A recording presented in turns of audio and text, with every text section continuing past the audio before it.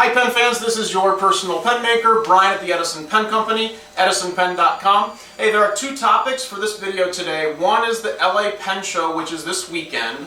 The second topic will be just a general update with the Edison Pen Company and maybe just like a quick teaser as to, I don't believe that a lot of people have seen our new facility as well as our new machines. So let me cover the LA Pen Show first. If you've never been to the LA Pen Show, it's big and it's a good one. You know, it's one of the largest pen shows in the world. It's always pretty crowded. If you can, I recommend being there Friday or Saturday. Now, of course, if you can only make Sunday, that's perfectly fine. But that's the only day where they're open to the public without some kind of a weekend pass.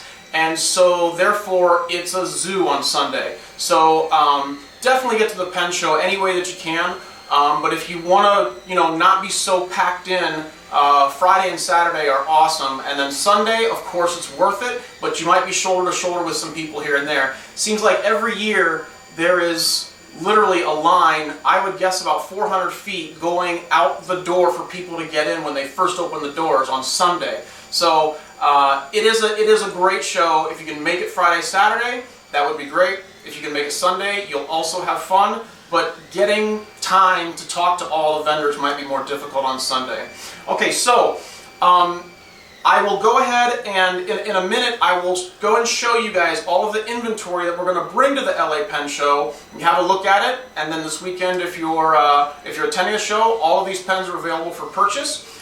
If you see something that you like and you can't attend the show, then feel free to email me. And as long as no one grabbed it at the pen show, then of course it can be yours. So that's it for LA. The second topic will be just updates of the Edison Pen Company in general. We moved to a new facility about 2 years ago. I haven't done a lot of interior type of video and sharing our new place. Quite frankly, we've just been awfully busy. In April, we had new machinery arrive. 3 huge big machines that put our old equipment to shame. I've been putting in a lot of time because these new machines speak a different language than our original machines. So literally every component for every pen that we make, which is a lot, had to be completely reprogrammed. And so, we've been doing 10+ hour days for a while now, but as of December, all 3 machines are installed. It truly did take that long, from April to December, to have all 3 of these up and running. And then as of last week, my main programming of everything is finished. Now, of course, there's always going to be minor things I got to touch up here and there, but the vast majority of everything I need to do is done, which is a great feeling. So what I'd like to do here is just give you a sneak peek, I guess. I'd like to just kind of give you a little quick tour of our facility so that you can kind of see what's new here at the Edison Pen Company. But rest assured, this will be quick. It'll be a little bit abbreviated. Within the next month or so, I want to give a full shop tour, like an online video shop tour that'll explain everything and do everything, and so everybody knows what this does, and how we kind of work, and a good behind the scenes. So today, a little abbreviated with behind the scenes, but then expect a much more thorough video sometime in the near future. So let's go out, and I will show you the pens that we are bringing to the LA Pen Show, and then after that I'll walk you around and kind of you can have a look at some of this new machinery and a little bit of our operation. Okay?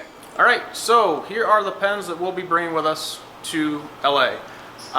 There are 7 racks, each one holds 48, and if you take away the empty spaces, I don't have an exact count, but if I take away, I don't know, let's say 30 or 40 empty spaces, I'm pretty sure that we're going to exceed 300 pens here. But anyways, let's take a look here, and then I'll get you some closer shots of these pens.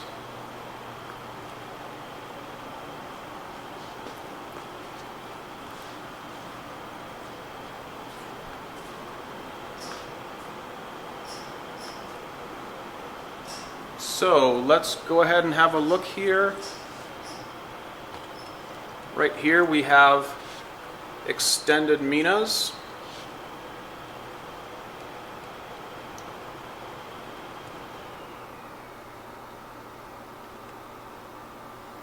And then here are standard Minas.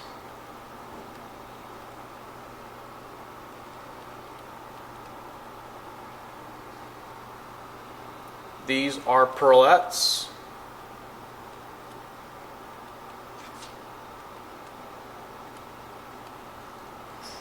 And here we have Huron Grandes.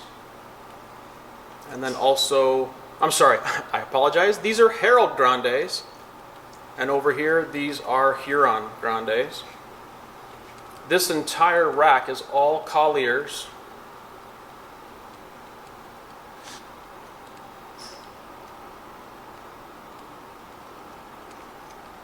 Colliers.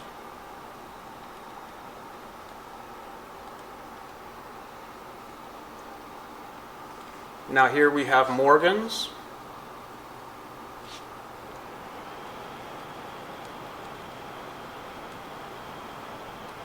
And Glenmonts.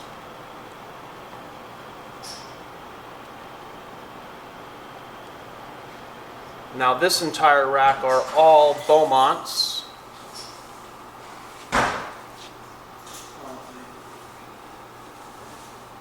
And then over here are still Beaumonts. There are a few Beaumont pneumatics in here. I'm not sure which ones, though. I can pinpoint those another time. Up here is a double-ended pen. We don't normally bring these to pen shows, but we had one and we thought we'd pack this along. Below these are all pearls.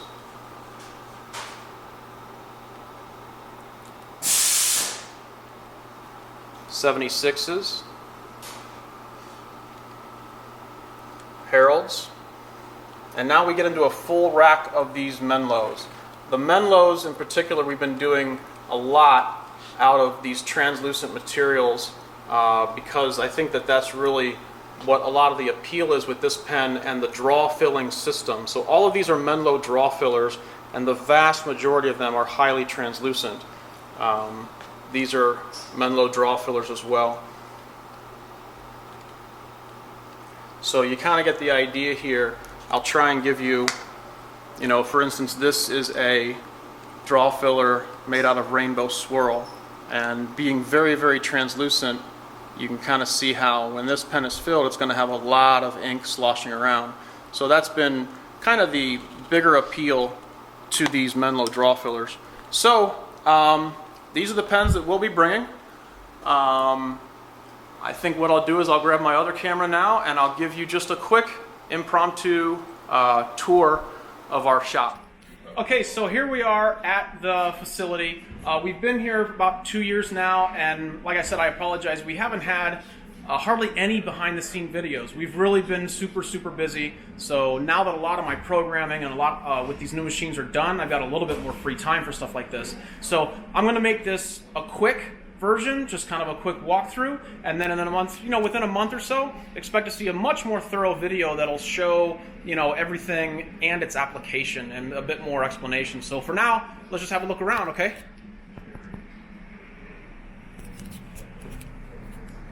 So we have more than 3,000 square feet here. The rest of the building over here is wide open for us, and when it's time to expand into the rest, we will do that as well. We have a lot more space over there. So real quick, this is Aaron, and Aaron is here in front, and then Sean is our newest employee. Jake is over here, and then the only one that is missing is my wife. She's home right now getting packed for the pen show. So this is essentially our shipping station. These guys are getting some presentation boxes together and putting some orders through. From what I can tell, that's what's going on.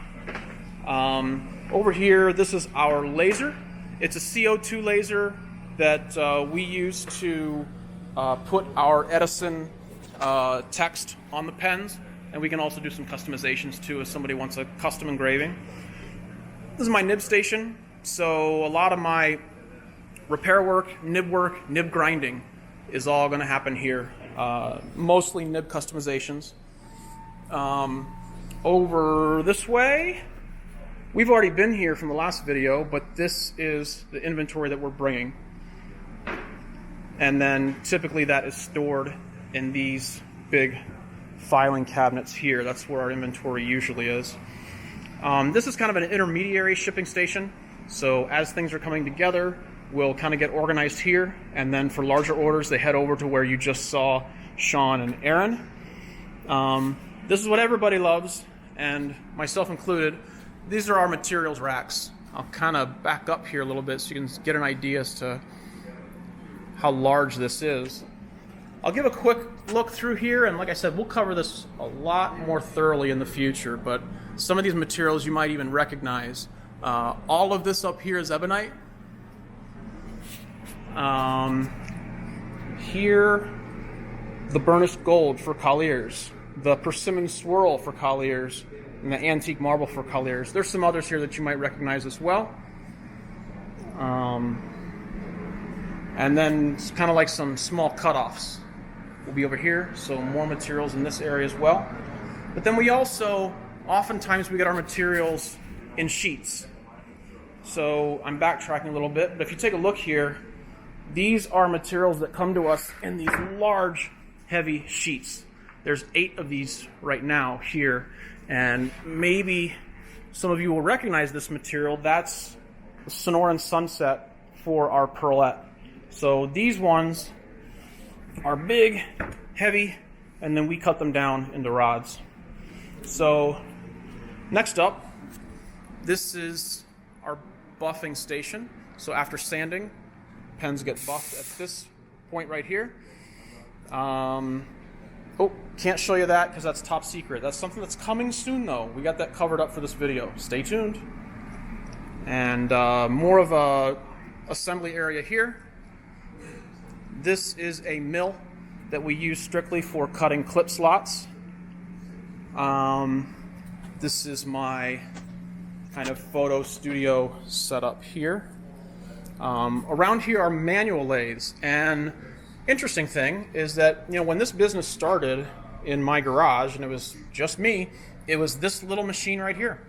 So this little machine, I mean, by my standards today, it's a piece of junk, but it did the job back then. And it was, you know, we were able to put together some pretty interesting stuff with this machine. But then I graduated onto bigger manual lathes. So this is a kind of a medium-sized manual lathe, and then a large manual lathe. This machine right here is really, I mean, once I graduated away from the little one and I got up to this one, then that's when the business really started to kind of be legitimate. Now, of course, my production wasn't, you know, volume wasn't large because, you know, I'm still making pens completely manually by turning those dials that you see here. So this really was probably how the business ran for the first 2 or 3 years, was just manually making each pen. Then of course we got into more automated stuff so that we could do more volume, but the concept is the same. This is basically my station for programming. These are all speed lathes. So these lathes are used for sanding. I'll get into more of this in the future video. But then let's take a look at, I saved the best for last. This is the new machines. Now, they're so big that I don't know that I can even fit this. Let me back up. Essentially, our old machines were about 1,500 pounds each, and these are 8,000 pounds each. So in the world of machining, heavier means more accurate, and these are also much faster than what we had. So there is one, there is number 2, and then over here is number 3. Getting these in place and get everything up and running was quite an adventure over the last, I don't know, let's say 8 months or so. But it's really paid off for us, and it's been exciting. I'm really happy to be able to show this to everybody. So I'll show a little bit of the inside of the machine here. So these are all of our tools mounted on a turret. That turret spins to select the tool, then the turret moves forward to cut material like this. So the machine's loud, so it's hard for me to, well, it's not that loud, but it's loud enough to drown out my audio on this. So I'll get the machine running so you can kind of see what's going on, but understand that there's also so much coolant being sprayed, it's kind of difficult to even see what's going on. So let's have a look here. You can at least see it start up, and like I said, we'll get more involved in this in a future video.